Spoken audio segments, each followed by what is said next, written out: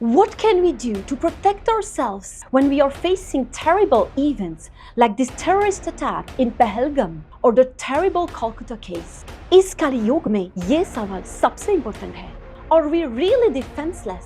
What did the great gurus teach us about physical, mental, and spiritual protection? And how can we get out from the worst possible karmas, protecting ourselves, our families, and our children? How can we become powerful kshatriyas, ready and able to defend Dharma on this earth? आज अपनी सुरक्षा के बारे में बात करेंगे और हम सीखेंगे कि true kshatriya spirit कैसे बन सकते हैं. In this dark period of Kali Yuga, these teachings can literally save lives. So follow me until the end and let's discover together how to react even in the worst situations in our lives. And don't forget to share this knowledge with everyone.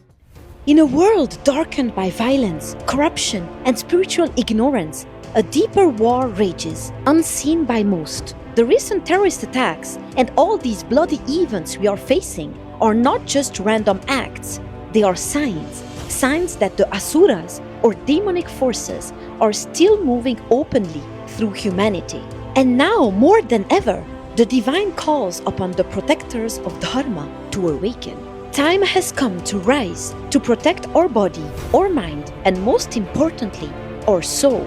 And for that, we need to recognize the reality of Asuric forces. Evil exists. The Asuras, the great evil energies, manifest through violent ideologies, corrupt leaders, even broken institutions. And sometimes they incarnate in human form. They seduce, possess, and enslave human minds, and insert evil thoughts and ideologies inside of them. But facing these tragic phenomena, we are not powerless. Nowadays, a lot of spiritual communities omit to encourage and develop physical, mental, and spiritual strength and protection in their devotees, willing to embody non-violence. But they therefore become weak to the enemies and easily destroyable by any terrorist or Asuric forces. And this has to end if we ever want Dharma and spirituality to survive on this planet. Non-violence एक आंतरिक गुण है, हमेशा बाहरी नहीं. अर्जुन विरक्त था,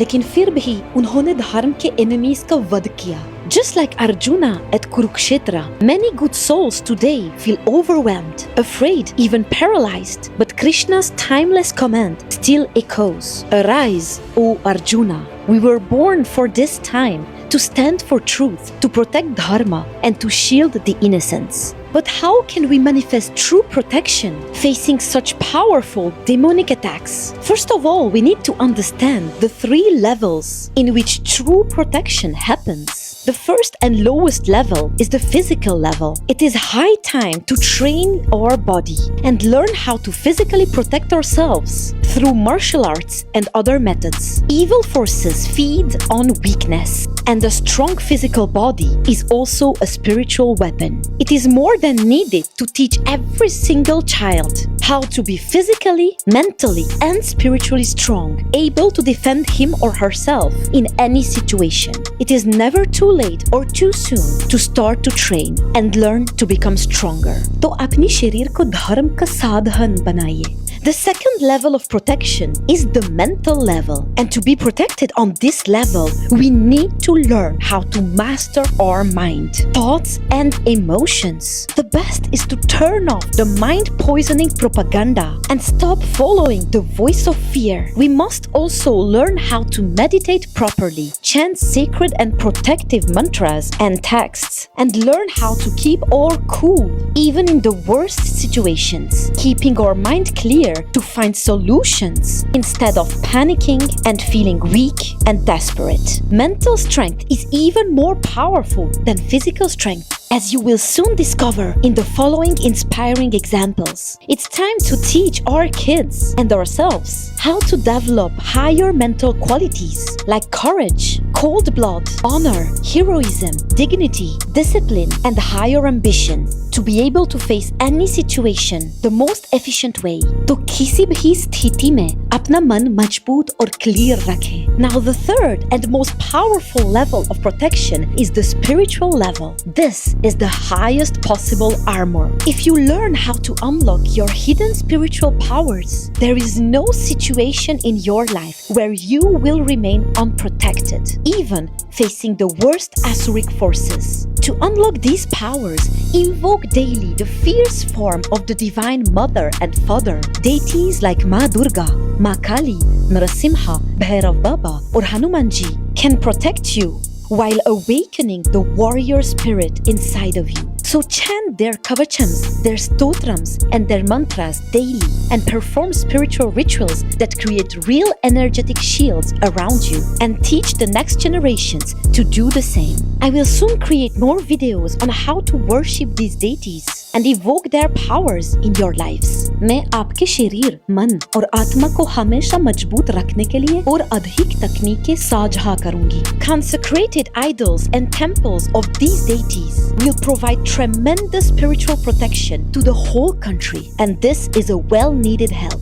It is no longer enough to pray and hope. We need to take action and support those who defend Dharma physically, spiritually, and yes, also financially. When you help a protector of Dharma, you become part of this protection, creating good karma for yourself. So establish and strengthen spiritual organizations, temples, centers of learning and defense. Found training centers where the youth are taught yoga, but also self-defense, Vedantic wisdom, powerful rituals, and dharmic ethics. All these are your sacred investment into the future of your nation, your culture, and the next generations. तो आध्यात्मिक बनिए, कमजोर नहीं, क्योंकि आध्यात्मिकता शक्ति है, कमजोरी नहीं. When we align with Dharma and connect to our spiritual self, fear dissolves, courage rises, and that's when miracles happen. The problem is that no matter how religious or spiritual we think we are, more often than not, we totally forget to develop the skills to invoke divine protection, and we forget to call on this divine protection when facing drama or enemies. And this is our greatest mistake. So let me share with you some incredible stories to inspire you and prove this point. ये human heroes की सच्ची कहानियाँ हैं. Let's see how transformation can happen on a physical level. Each one of us doesn't have a strong, tall, and well-built body. But remember, the Kshatriya or warrior spirit is available in and for everyone, even if your original nature doesn't make you a warrior type. There was a girl in my family who came on this earth with a weak spirit and body. She was shy, introvert, afraid of everything, crying a lot, especially when facing adversity. But at the age of 13, she realized how dangerous her neighborhood was for such an isolated, weak girl who has no strong protector. She then decided to train hard every day and started different sports and physical activities. In a few years, she became physically so strong that no male could compete with her. Even today, she keeps training and is much stronger than any average man, completely able to defend herself physically with the added element of surprise, as nobody would expect a short woman to be that strong. She has also developed the warrior spirit and is now ready to put up a fight if necessary. So never use your original weakness as an excuse to not do the necessary to become stronger, as we all need to have the strength and the courage to protect ourselves and our loved ones in this era of Kali Yuga. So start training today and never stop improving.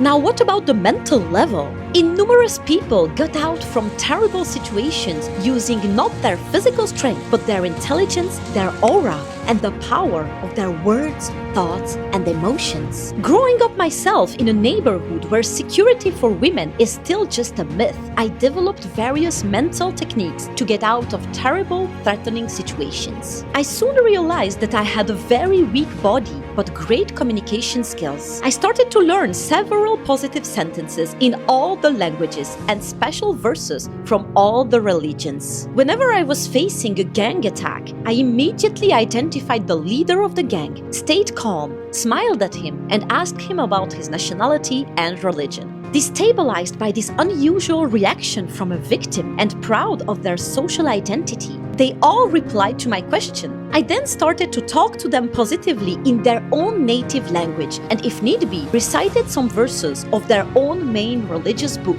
Impressed by my knowledge, they all left me alone, becoming even very helpful and protective about me. I so created protective alliance around me and my family in the whole neighborhood. I then started a massive education of the young males of all these communities to positively change their behaviors towards girls and women with the only power I had, a power I call the Mohini effect, something I will tell you more about in the next video. This is just an example how the power of mental actions, intelligence and strategy can almost always overcome physical threat and obstacles. Also remember the power of creating strong alliances with as much people as you can. If a village is composed of physically and mentally strong people, united for the protection of their own, they can push back even the worst Asuric attacks, surprising the enemy with skills and attitude they won't expect. We now need our national and spiritual unity to be stronger than ever before. But above all these methods and levels lies the highest of all,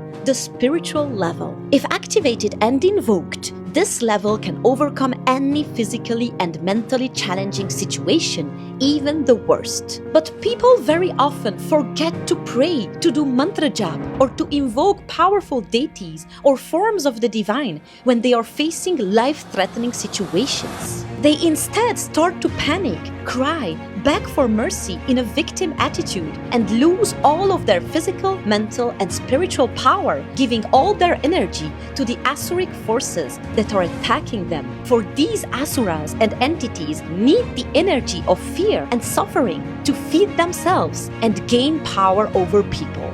These Asuras are even controlling the people they possess. The terrorists and assaulters through fear, lies, and suffering, all lower energies. But if one single true believer succeeds in resisting fear and weakness, staying in higher energies like faith, love, heroism, and compassion, and invokes higher spiritual forces in the middle of the tragedy, everything can change. This is how, for example, a great guru managed to convert robbers and killers attacking his ashram into devotees, welcoming them with higher spiritual energy and attitude.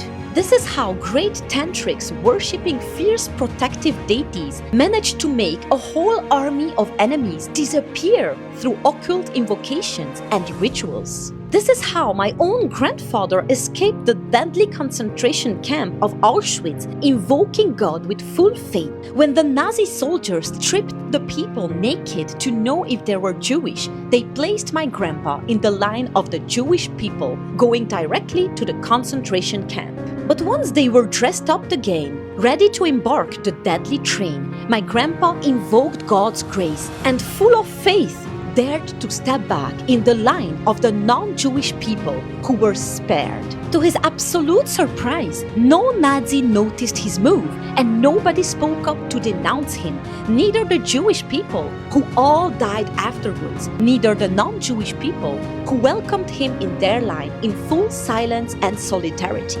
There are numerous such stories proving the extraordinary power of faith, prayer, and spiritual practices while facing the demon itself. So learn how to pray in full faith, invoke the divine and fierce and protective deities like Ganesha to remove obstacles, Narasimha to protect Dharma, Ma Durga, Ma Kamakya, Bhairava, Hanuman or Kali to destroy the Asuric forces, and start some serious spiritual practice from now on.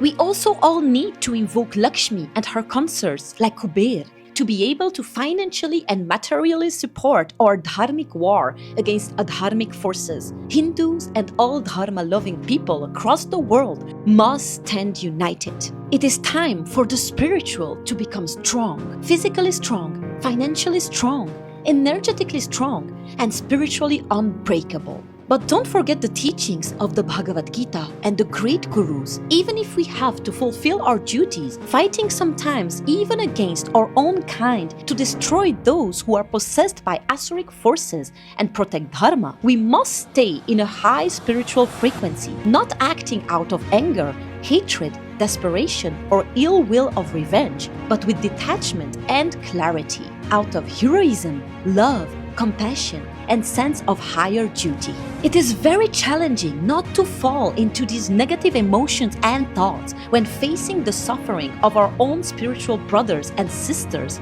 But if we give in to evil thoughts and emotions, we only feed the Asuric forces who cause this suffering to our loved ones. So do not support the devil with your energy and stay on the side of the divine, knowing that human beings committing evil are all ignorance whose body is possessed and enslaved by the Asuras. We all might have had thousands of incarnations where we were still ignorant, committing the same kind of crimes that we condemn today. So let's understand and forgive the ignorance and still act upon the demon the best we can. It's time to protect yourself, protect each other, and above all, protect the Dharma.